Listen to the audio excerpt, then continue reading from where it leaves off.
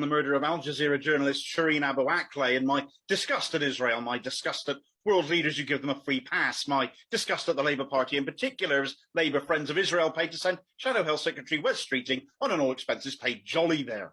But whilst I was making that video, Shireen's body was moved from the hospital she was in for her funeral. The mourners were many. A lot of people felt this loss. It was a large event, and that seemed to be enough for the Israeli Defense Force, thugs with guns, frankly, to move in and attack. They pathetically claimed the pallbearers, the people carrying the coffin, had thrown stones at them. They were literally carrying a fucking coffin. How could they?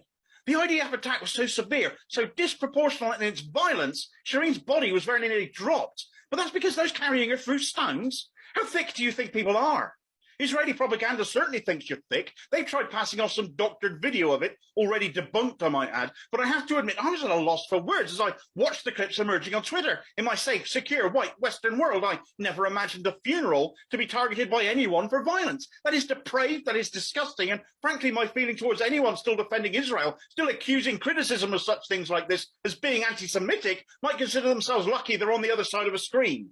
I've not shared these clips in this video, though I really wanted to, because for one, they're distressing, and for two, certain social media algorithms, platforms would probably pull them. Shame on them for doing so, but we know who they are.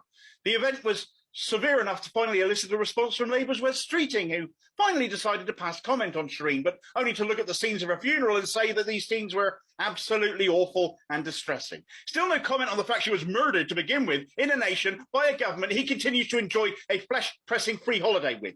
The funeral scenes weren't the end of it, though. Less widely reported was the fact that whilst Palestinians from Hebron attended that funeral, Israeli settlers moved in and stole their homes whilst they were out.